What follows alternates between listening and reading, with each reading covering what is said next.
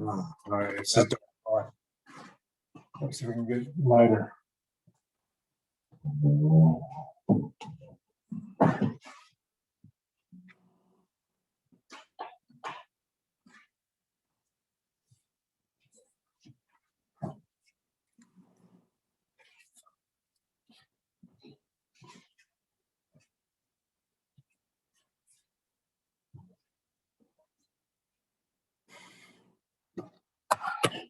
That better? There's a lot of glare off the mirror from the sunlight. What's that? Oh, yeah. If you don't move, yeah. Go to your left a little bit. There you go. There you go. Hey, I just sent you an email. Yeah, I saw that. I may need you to maybe share that when you get a chance. Okay. I think I can give you rights to share your screen. Let me see. Yeah. But I got it up and running, so if you want me, let me know when you want me to pull it up. Yeah, let's just do that. Be easier. Okay. Dude, how you feel, bro? I mean, how was the second shot? Oh, yeah. I mean, I'm better. For some reason, like I had like bouts of headaches, like it would come and go. And then yesterday I was like really sluggish and just had like no energy and like pretty much just slept like the rest of the afternoon after working in the morning. So but I'm okay now. Which one did you take, Pfizer or Moderna?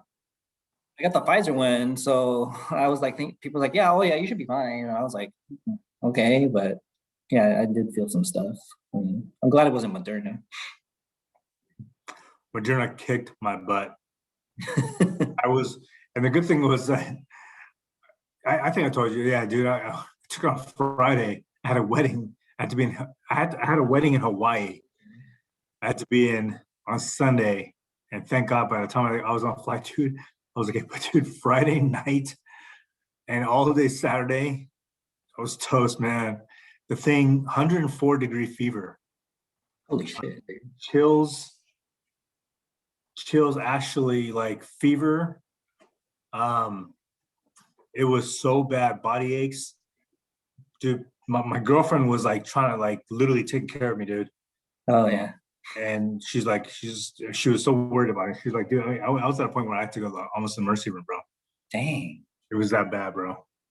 That wasn't that bad. I just literally wanted to like sleep. Like I was just really tired. And then I didn't get much sleep the night before either. So I mean, it's a combination of both. So. Did I miss anything with the meeting? What's that? Did I miss much with the meeting? I've been literally for the last 40 hours dealing with this death, this murder. A murder?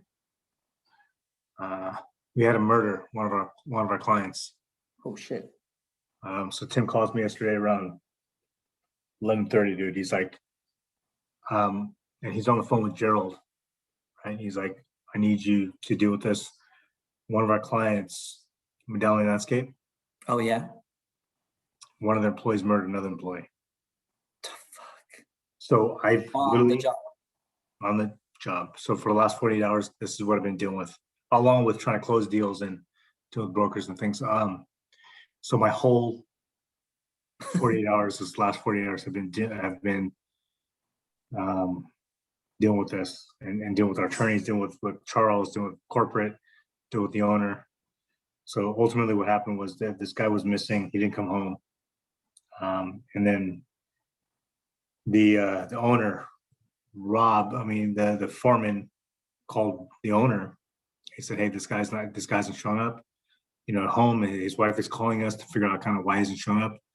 So he calls the owner, the foreman calls the owner, Rossi, or Fonzie calls the owner. And then Rob actually goes on GPS because all of their trucks are on GPS. So he realizes that the truck is actually still at the job site or near the job site, right? So the next morning on Wednesday, this is Wednesday morning, they go, Fonzie goes to the job site. He's looking for his truck. He realizes that his truck is across the street from the job site. They're working on an apartment complex. And so he sees the truck. He doesn't see the employee David Nunez anywhere. So he calls San Rafael PD. San Rafael PD goes over there. They go in the truck. They find his lunch. They find his cell phone, things like that. Everything's basically just like untouched. Right.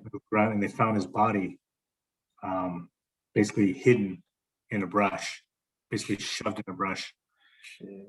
So at that point, they deemed it as a crime scene, murder.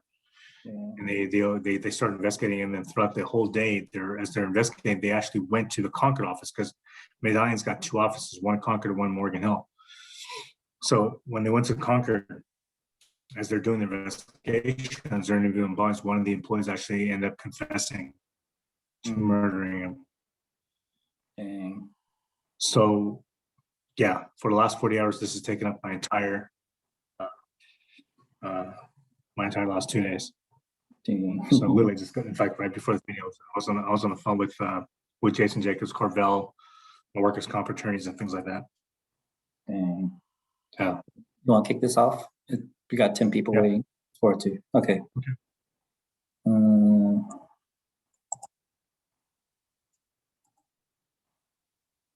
Let me. So you just want me to introduce you after all these people? Yeah. Okay. Cool.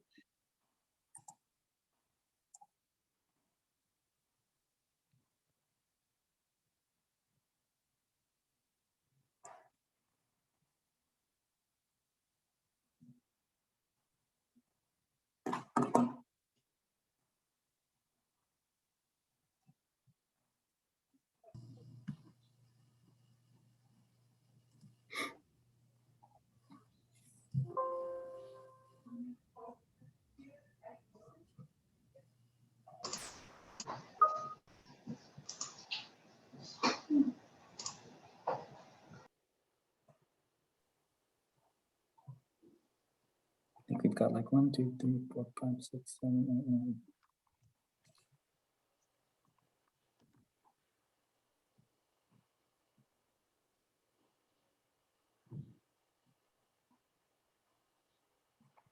Let me wait like a minute or two to see if anyone joins.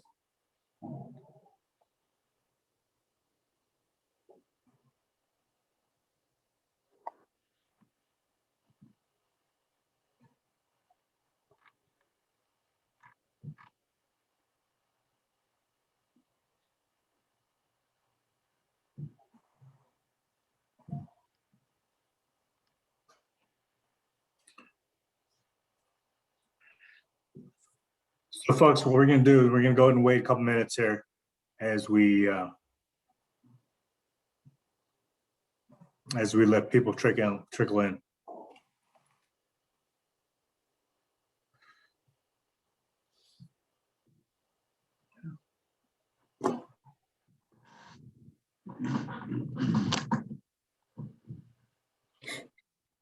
Who's SFO Brent V?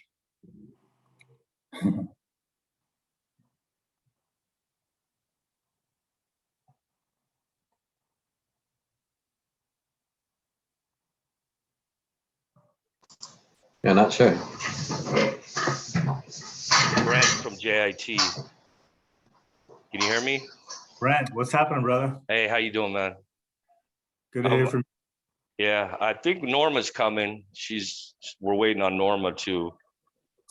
Tell Norma since she missed the last session. Yeah, I know. It was supposed to be 10 a.m., right? You know what? Yeah. So you know what? Okay. Let me get a poll here real quick. If everybody, does 10 a.m. work better for everybody from a safety risk standpoint? Raise your hand, like on the chat or like on the Zoom. Who says 10 a.m. is better?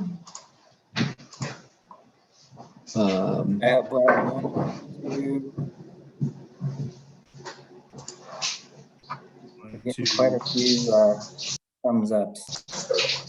I'm trying to actually- I find the can't find the thumbs hand. up and I can't find Yeah, it I can't either. find I'm it. sorry. Thumbs up.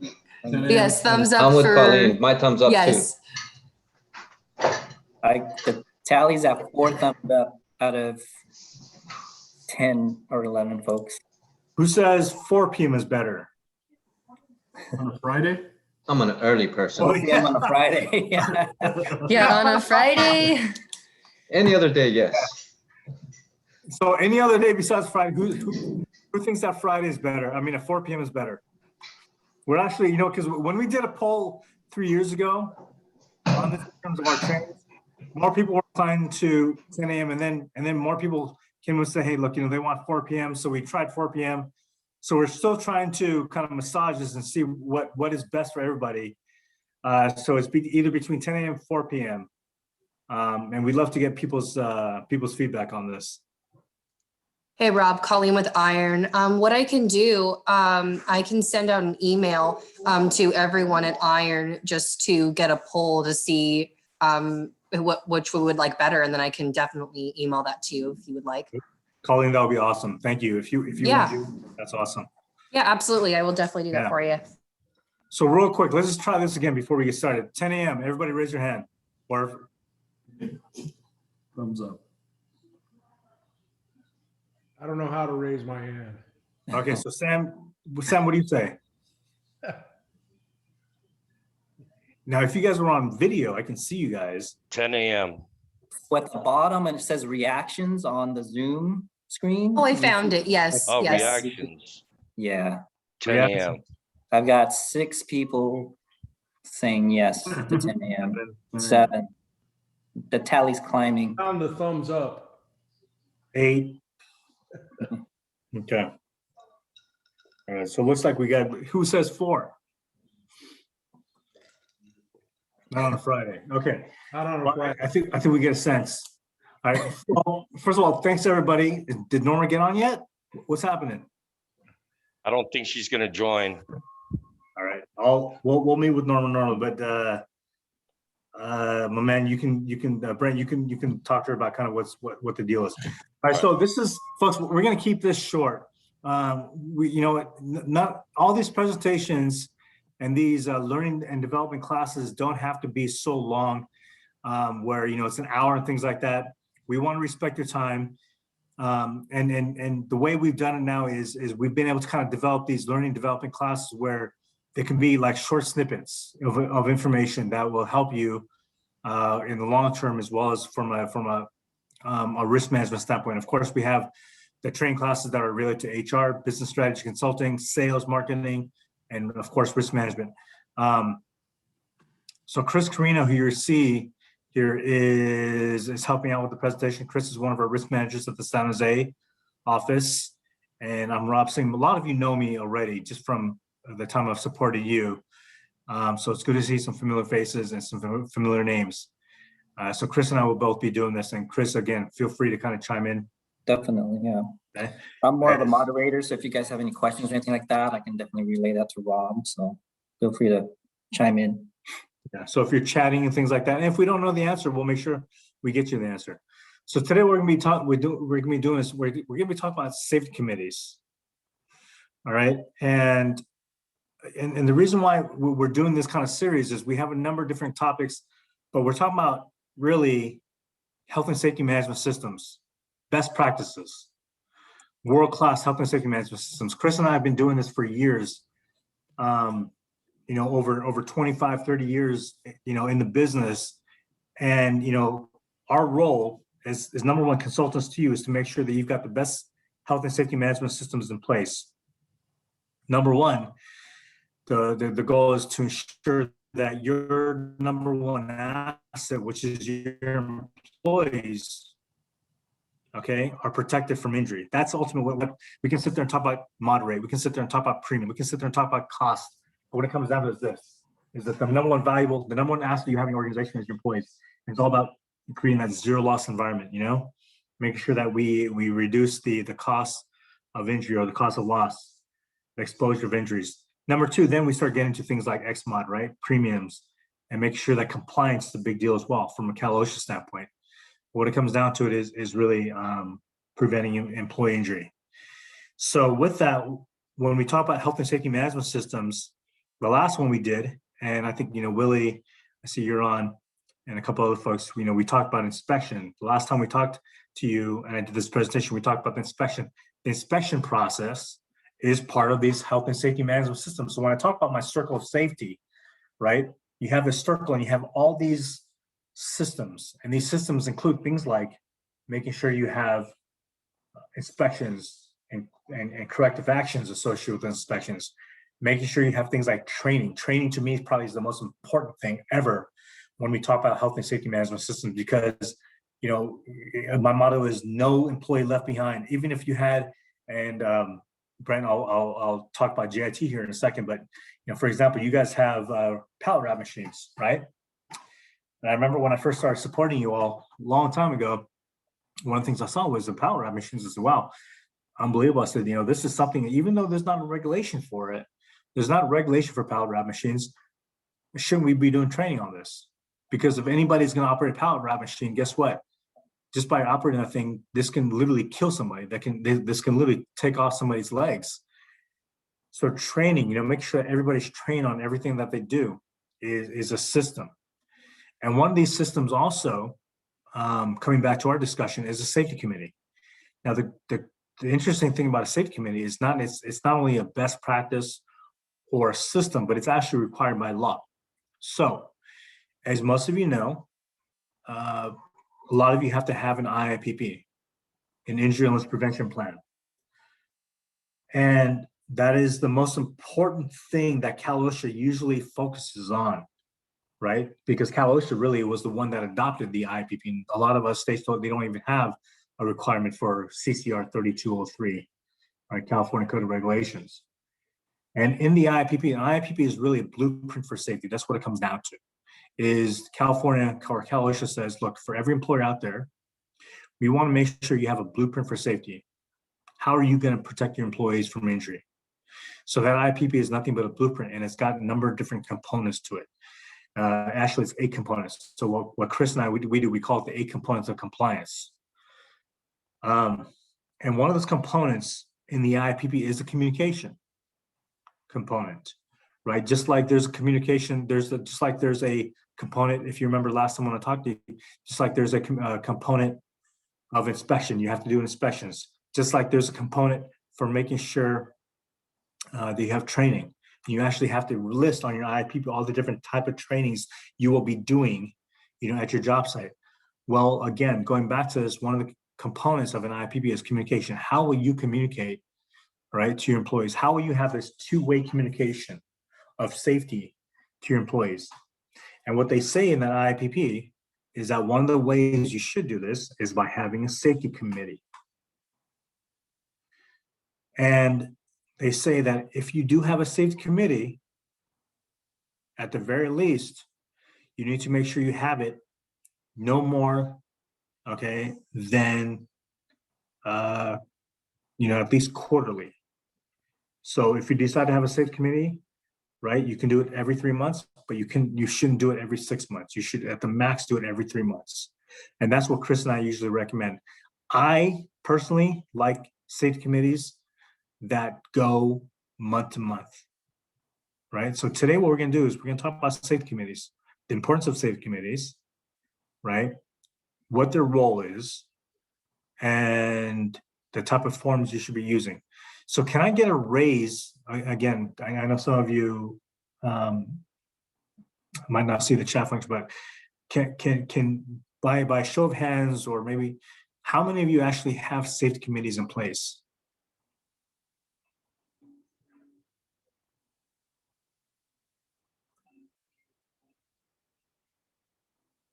So I see 4 raised hands. And again, you can even tell me verbally too, if you wish. Okay. Yeah, when muted, you guys can unmute if you want.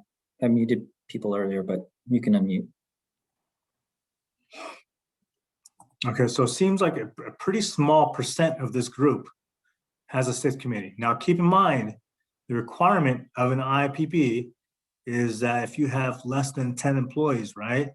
So if you have 10 or less employees, you don't even have to have an IPP. You can actually just have verbal communication.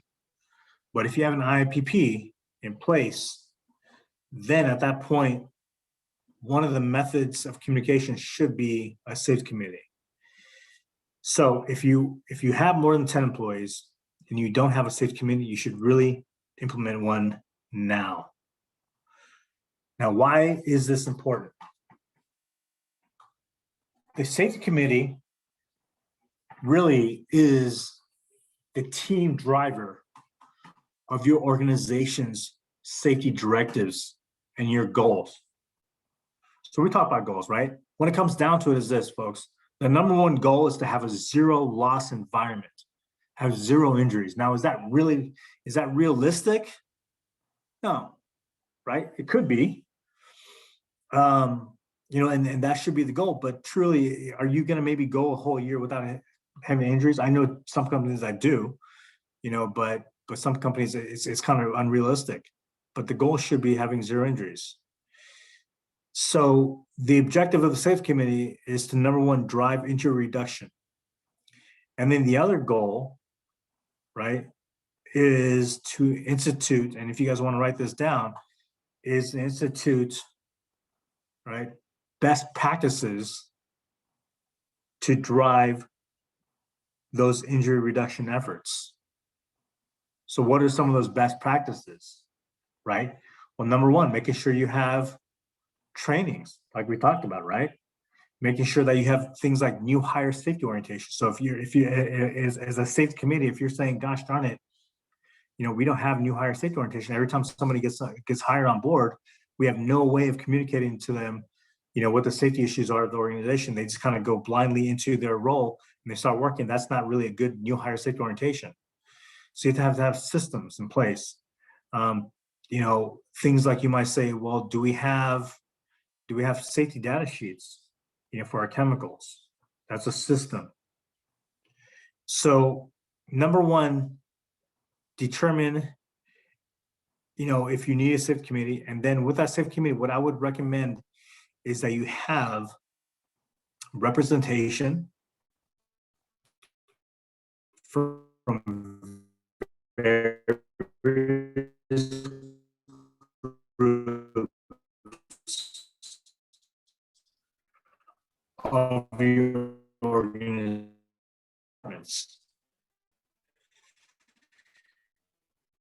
And you have various managers within those departments, right? So you have transportation, warehouse, and it doesn't have to be an employee representative. It could be actually even a union representative if you wanted to. I just got something that my feed is horrible. So what I'm gonna do, I'm gonna go ahead and turn off my video. Okay.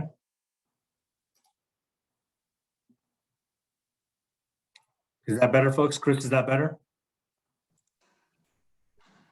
You're on mute. Yeah, you sound fine. You sound Yes, it sounds a lot. Okay, I just turned off the video. All right. So going back to this, the first thing is when you establish your state committee, what you want to do is you want to have a combination of management and an employee representation. So somebody will ask me, well, how many people do you have to have? How many is too much or how many is too little? Honestly, that's up to you. Chris and I were just at a very large trucking firm that we have as a client. They're all across the country. And I think, Chris, they had 6 people in there, right? And it was basically, the most important thing though was that you had representation of every single department that you have, a voice. Because as you're developing initiatives, let's just say you realize that, gosh darn it, we don't have a COVID prevention plan in place, which right now is one of the biggest things that Cal OSHA is looking at. You want to make sure that the soldiers who help you implement that COVID prevention plan are all represented in that safety committee. And you want to make sure that the direction you're going to be taking to ensure compliance for that COVID prevention plan is being executed. How are you going to do that? You're going to make sure that there is a representation or a representative of every single department that can execute for you. So at the very least, that's what you want to do in terms of knowing how many people.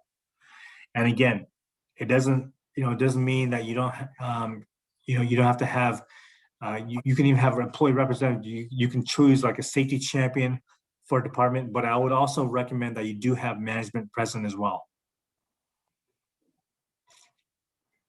Okay.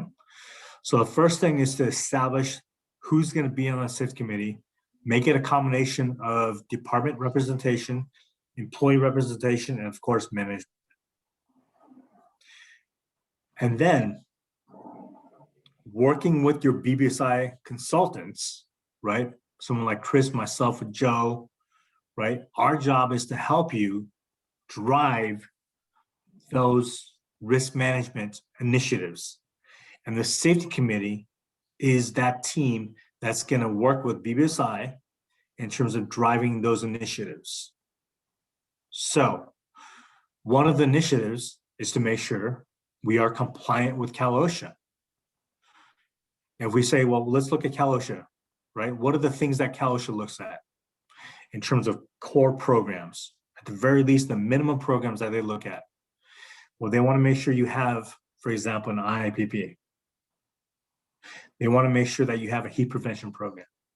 They want to make sure you have a GHS or a HAZCOM program, right? A chemical safety program. They want to make sure you have a CPP program, COVID prevention program. They want to make sure you have a PPE program, personal protective equipment, and you're doing training.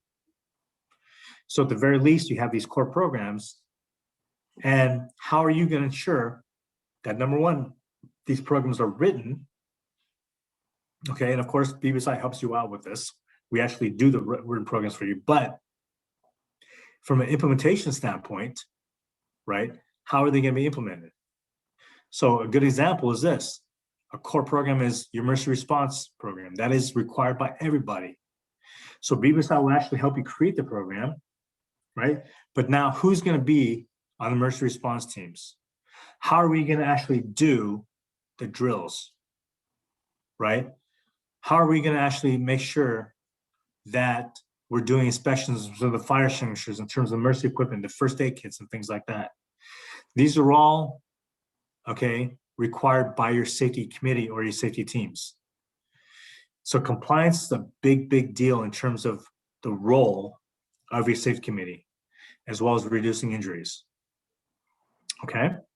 Now, another role of your safety committee, besides ensuring we're driving injury reduction, besides ensuring that we're doing compliance, is to also ensure, right, that hazards, inspections are being followed upon. So just like my presentation I did with you all last month, when I talked about the inspection process and the requirements for inspections, right? How is anybody to know that those corrective actions or those inspections that are being done on a monthly basis is actually being followed up on? That's the safety committee. So when you have, let's just say we're in May now, right? You should have April inspections all completed. All your safety inspections for April should be completed. And what should happen, right, is let's just say all the inspections are due by April 30th. And you have your safety committees every first week of the month on the 5th. Every 5th of the month in the first week of the month. Let's say it's May 5th. Well, what are you going to do? You're going to bring all those inspections to the safety committee. And as a group, you're going to see, you know what do we have? You know, what was deficient? Oh, wait a minute. You know, we don't have chocks for our trucks. Or, you know, we don't have enough fall protection gear, right, for our employees. Or we don't have enough safety glasses, or we have some potholes, or what have you. who's going to be responsible for ensuring that those things, those deficiencies or those corrective actions get followed upon? You as a safety committee, right? So as a safety committee, you're going to be looking at these inspections, and as I talked about in my last seminar, you're going to make sure that you're rating them, right? We talked about how you have a red, yellow, green, right? So if all of a sudden you have a situation where you realize, wow, we don't have proper PPE for our welding and cutting operations. Well, that's a pretty serious situation, right? So what you're gonna do, you're probably gonna, at that point, make sure that you're pausing the welding, cutting, brazing operation until you get the right PPE for the folks, right? You might not have face shields for welding, cutting, brazing. And of course, you're not gonna make sure that anybody who does welding, cutting, brazing doesn't have face shields before they do that. So you might actually have to pause that particular operation, right, before they actually get face shields. So that might be a red category, okay? And you might actually decommission that operation. Or you might have a forklift, right? That's defective. What are you gonna do with that forklift? You're gonna decommission it, just like I talked about. So what the safety committee has to do is let's look at these things, say, look, you know what? We have to decommission, we have to stop. Or if it's something like a yellow, which you maybe have a week, you assign somebody and they have a week to take care of it. Or if it's a green, you might have a month. So it's up to the safety committee to go and decide, look at those inspections and decide what the closed loop action is. Okay. So that is something that's inherently important to make sure that you're following up on it and looking at your inspections. Another thing, right, that safety committees can do, and I'm not sure if you all have this, is looking at your safety suggestions. How many of you have a safety suggestion system in place? And I'll pause for a second. If you do, I'd love for somebody to maybe even kind of talk about what they do.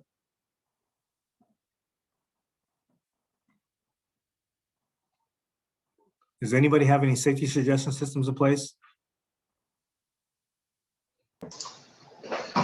Iron Construction has, we have a safety committee, but we used to use safety bucks, incentives to, that we used to hand out when anytime a person, let's just say they seen a extension cord that had a slice on it or something, and they called the person out on it. You know, the person that noticed that, we would give them a safety buck, and then they can buy anything from the iron store afterwards. But we're trying to improve that right now. Colleen's actually heading that for iron right now, along with Matt. We're trying to figure out a system that works. Okay. No, it's just, no, that's, I love it. It's just, safety bucks are a great thing. And you know, I used to do the same thing. It's funny because when I was managing manufacturing, we used to give for all the times that we got great safety suggestions, we have a safety suggestion system in place. So as a safety committee, what we would do is we would look at all the safety suggestions in place. Now, look, we got some suggestions that saying we want pizza every week, right? So is that really a safety suggestion? You know, no, not really. But what we would do is for really good suggestions, even if they don't even have to be good. They could just be, you know what, suggestions, right, that are relevant. We would give everybody a dollar scratcher, you know, one of those lotto scratchers. And who knows? I mean, some of these folks, you know, they can win $20, they can win $5,000, whatever it was. But what we did is we encouraged people, okay, to participate in safety. So one of the things your safety committee can do is be part of that and review the safety committees and say, look, you know what, this is something that's actually important. You know, maybe we should go ahead and go ahead and put in forklift lanes, for example, right? So that people can only, you know, walk in these particular lanes because we don't have these lanes in place for forklifts. That might be a suggestion, and you might take that, and you might even, you know, go ahead and reward that employee. So that is something else that a safety committee can do. Hey, Rob, quick question for you. This is Colleen with Iron Construction. Can you Yeah. give some more examples of safety suggestions? Because Yeah. I haven't heard that before, but I know that we have a safety bucks program, but we're, as Jesse said, we're trying to enhance it right now, but I just wanted to try and see what other examples for quote safety suggestions you had.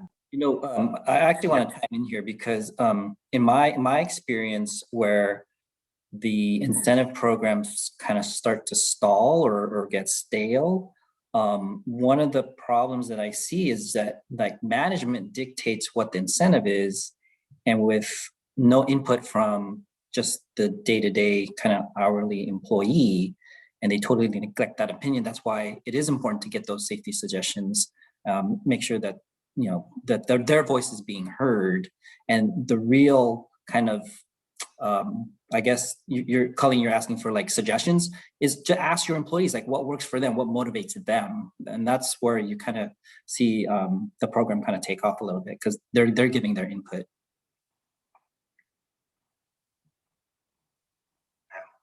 And Colleen, yeah, and Chris is absolutely right, because you can actually get feedback from employees in terms of how they want the suggestions. Now, typically, what we've always seen is that you might have a safety suggestion box, located places. Now, if you want, folks, we can send you like a form, okay, so that safety suggestions can be either anonymous or they can go ahead and they can put their name on it.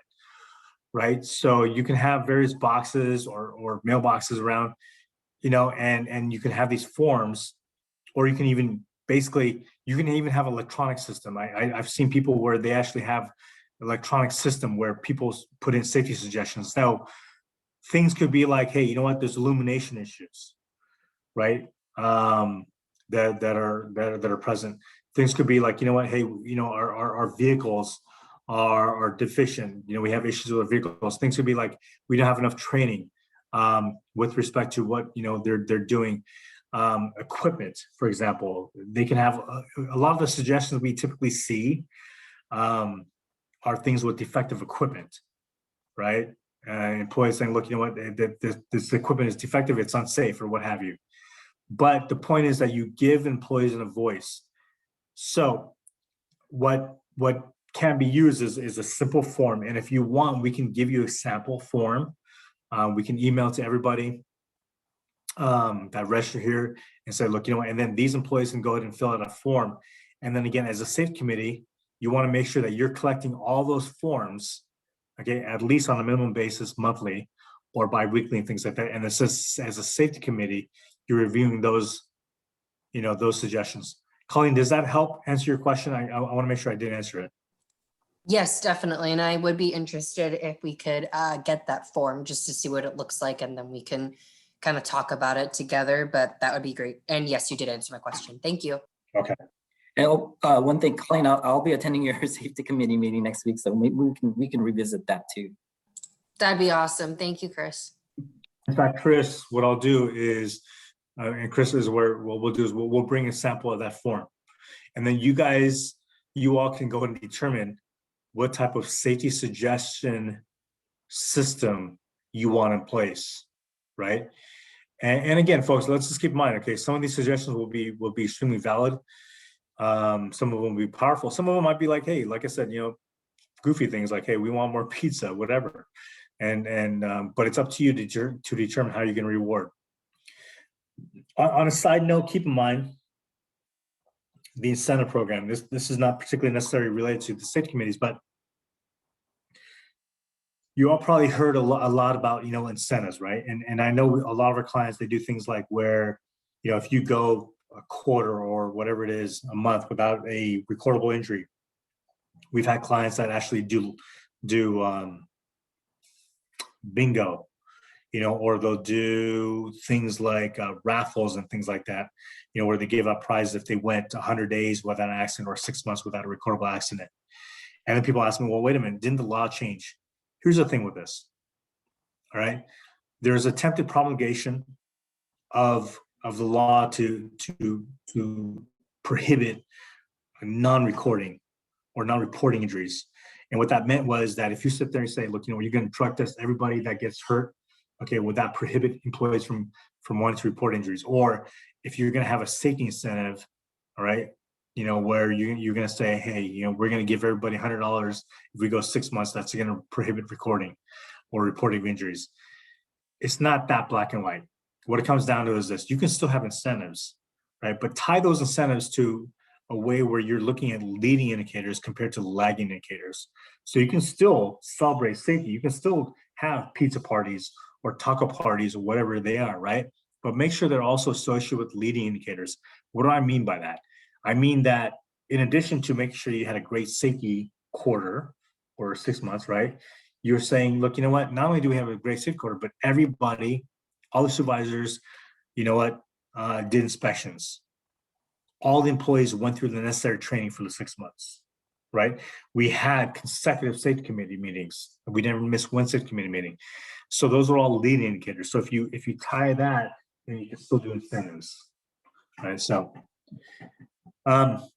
anyways, that's another thing you can do on your safety committee. One of the most powerful things, folks, you should do in your safety committee, right, is look at your injuries, look at your losses. Again, what did I say the most important function of the safety committee is? In the beginning of this call, I said it's basically to create a zero loss environment, right? To make sure that you are reducing injuries. So if you have a safety committee that's due in June 1st here, which is in a couple months, what you want to do is make sure that you are looking at your loss history, right? For the last 6 months, for the last 2 months, where are you training, right? How many new injuries have occurred since your last safety committee meeting? Look at your claims report.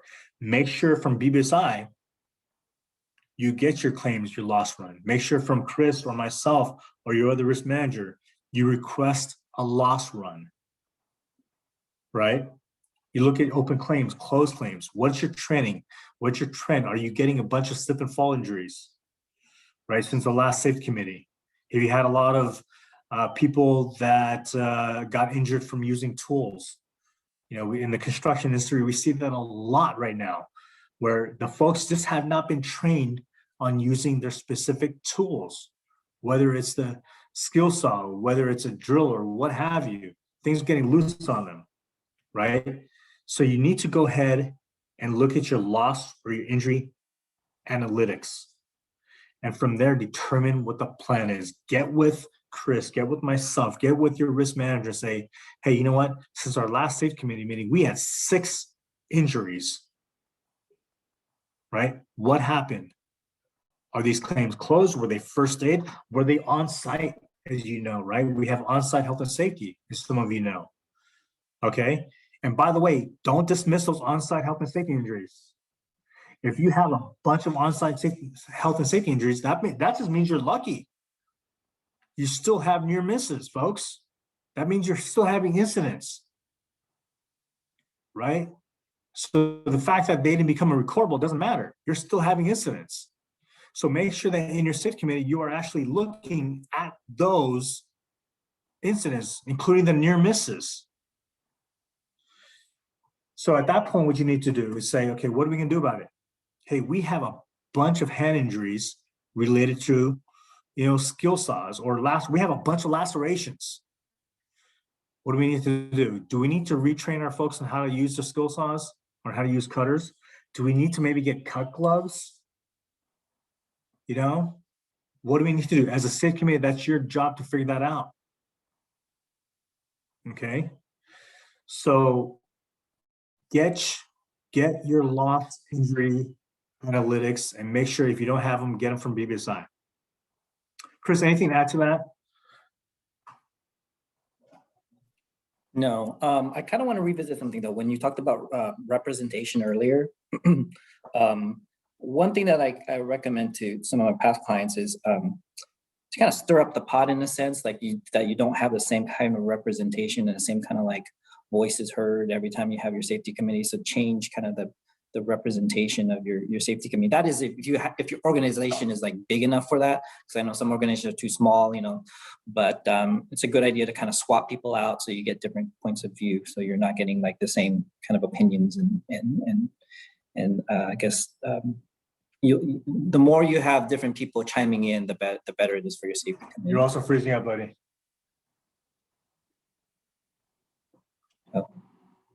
Maybe I should. Yeah, Okay. there you go. Okay. I was just saying that, yeah, bring up that representation so that the opinions and the feedback don't get stale. So that way you get differing views in your safety committee as far as representation goes. Yeah. No, great point. Exactly. And that representation is important. Okay, so we talked about all the different functions and objectives of a safety committee. I cannot emphasize, folks, right, the injury analysis. I cannot emphasize how important it is to make sure, because what you're doing there is you're looking at trends. Are you going in a better direction in terms of reducing injuries, or are you going backwards, in terms of having more injuries? That is critical as a safety committee to determine. Remember, and all these things, they can affect, okay, your financials too. Your mod rate is going to increase, your premiums are going to increase. So what's going to happen is, if you don't look at your trends in terms of risk management, right, and you don't have a safety committee to define that, right, then you're going to be doing yourself an extreme disservice. Okay, so Chris, can you go ahead at this point and pull up the committee roster for me, please? So folks, what we talked about was the objectives, right? And what I'm going to do now is I'm going to show you an example of a safety committee form, right? That can go and accomplish everything that I just talked about to you, whether it's looking at the loss analytics, safety suggestion principles, the systems, everything else.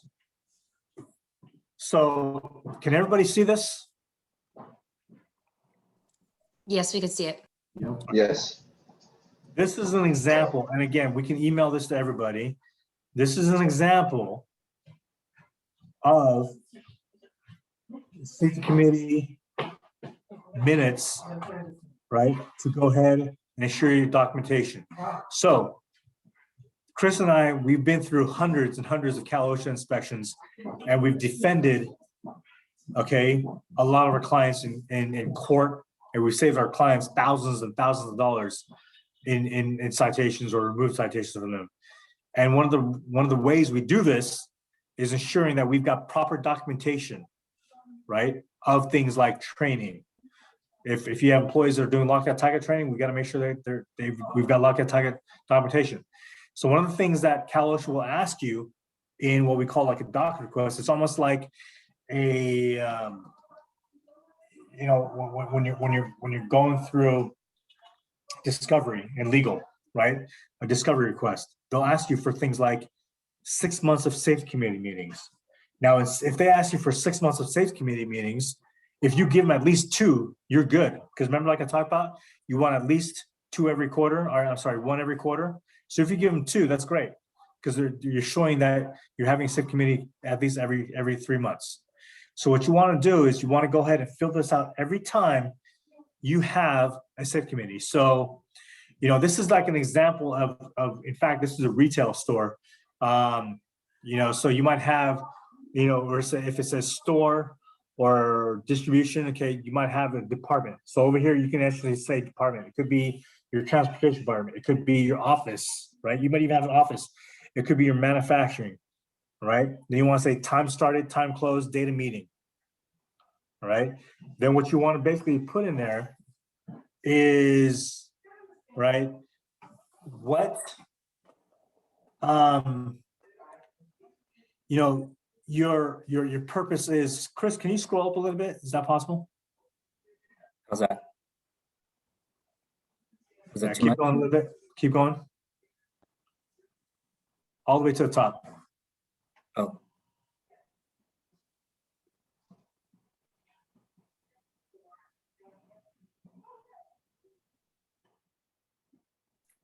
What you're gonna basically do is Chris, is that all the way to the top? yeah, that's all the way to the top. Okay, what you're gonna basically do is make sure that you're gonna go ahead and put the necessary information in there as far as old. So you wanna make sure you put in old business. Okay, so what were the corrective actions from your last meeting? So put in there old business. So if one or two or three of your members had old action items that they had to follow up on, right? You want to go ahead and ensure that you go ahead and determine what those corrective actions were. You want to state, okay, that Chris, okay, had a follow-up action item to ensure that all the employees that had their 3-year forklift certifications expire in April 1st were renewed by May 1st. So by the time your May 1st safety committee comes on, right, you want to make sure that Chris can come to that meeting showing that, yeah, you know what, we worked with BBSI, we got everybody recertified, and here's their cards, here's their certifications. So that would be an example of all business, right? Then, you know what you're gonna do is you're gonna go ahead and put new business, right? And with new business,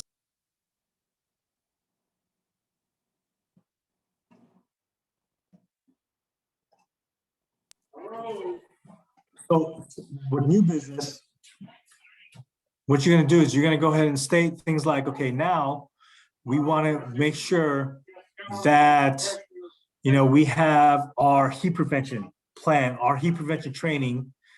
Okay, because it's May, we wanna make sure that all employees, right, go through heat prevention training before May ends. And by the way, this is the perfect time to make sure that your heat prevention program is in place and that all employees have been trained, including the supervisors, right? So that might be new business for your month of May.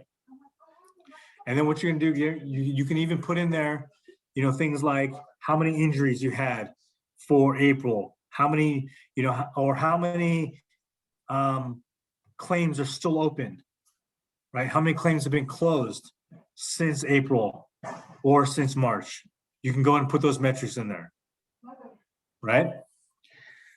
And then basically anything else, you know, you all discussed in your subcommittee, you can go and put in there. So this is an example of a form. And then what you want to do, you want to go ahead and make sure that you write down all the members that are present, the name, the department, the job title, and then you want to make sure that you also have who the chairperson is of that state committee. You want to have them sign it.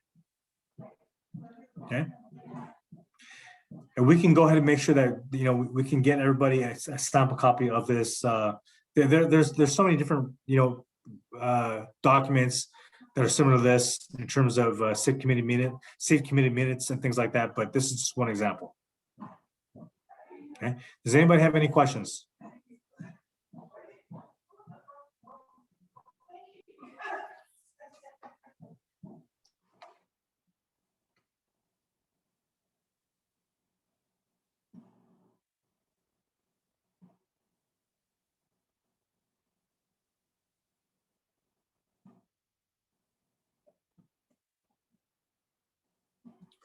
All right.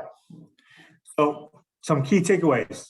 Number one, right? If you have more than 10 employees, right, and you have an IPP, you want to make sure you have some safety committees in place. Number two is go ahead and determine who those members are of the safety committee. Number three, you want to make sure that you have representation, okay, from different departments. Number four, in terms of timeframes, right? Let's make sure that they don't go past 1 quarter. And then number four, make sure you document, right, the committee members and those committee meetings. Because if you know, as Chris and I or the other risk managers work with you, you know, we want to be able to go ahead and make sure that this is happening. And by the way, I would recommend that, of course, if you're a BBSI client, have us part of that safe committee. You know, every time you schedule these, make sure that you work with your risk manager so that the risk manager can be part of these, because our job really is to be almost like a member of your safety team, of a member of your safety committee, and almost act as a remote safety manager for you. Okay. Okay, folks, has this been helpful? Yes. Yes, Yes, definitely. definitely. Yeah. you all absolutely have, you can reach us directly, whether it's Chris, myself, Joe, Laura, you know, and you can absolutely contact us, you know, individually if you want some help. You know, so contact your individual business unit. I'm actually just typing in my email here. You know, and my phone number. So if you ever need any help with your SIT committees, and I would do the same thing, then please feel free to reach out to your designated risk manager, and we can absolutely help you create a SIT committee or even make sure you have the right forms, okay? So have a great weekend, everybody. You too. And Thank you so much. we'll see you on the other end. Yeah, thanks, Rob and Chris. Thank so you, much. Rob and Chris. Thanks, everyone. Everyone, have a great weekend. Thank Have a you, great guys. weekend, everybody. Take your time. Have a great weekend. All right. be Bye, safe. everyone. Bye. Bye.